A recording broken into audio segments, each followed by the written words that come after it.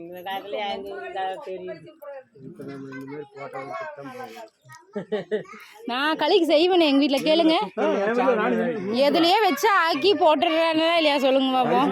கம்பு கம்பு வந்து செஞ்சு வச்சுருவா. கும்பாரு நான் நல்லா சின்ன பையிலே கம்பு ஊற்றி நானே சோறாக்கிருக்கேன். அதான் நீங்கள் உங்கள் தலைமுறை வேறீங்க. இந்த வயசுல இப்போ கூட சென்னையில் வந்து களி செஞ்சு தரானா வீட்டில் மனைவி வந்து அப்படின்னா வச்சுருந்தானே களி செஞ்சு கொடுத்துருவா. வச்சு உருண்டை போட்டு வச்சுருவா.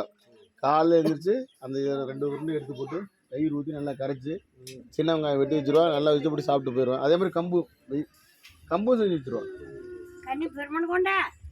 பிரமணையாமா மாவு அதான் கட்டுறாங்க இன்னும் கட்டி இருக்குது. கட்டி இருக்குதுமா, கட்டி விட்டுட்டேன். நீங்க கிண்டுனா உங்க அம்மா பாவம் ஸ்ட்ரென்த் எடுத்து கிண்ட முடியல. நல்லா இருந்துச்சு. நல்லா இருக்கு முடா.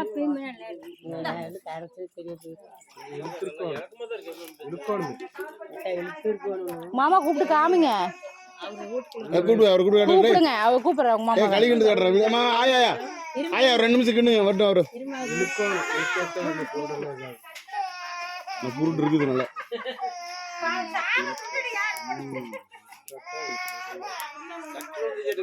கூப்பிடுங்க உங்க மாமாவை பாக்கட்டும். இப்படி கஷ்டப்பட்டு செய்யறாங்களா குமார். மனோவை கூப்பிடுறேன். மாமா களி எப்படி செய்யறாங்க பாருங்க. எவ்வளவு கஷ்டப்படும். களி செய்யறது அவ்வளவு கஷ்டம்.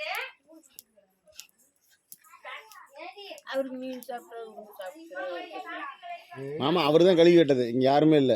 அவர் கேட்டது அவரு தான். அப்புறம் அவரை கூட்டி கேட்டாம யாரு கேட்டாங்க.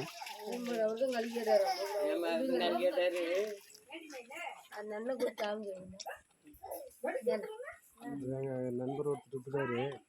கடையில இருந்து வரும்போது களி கொண்டு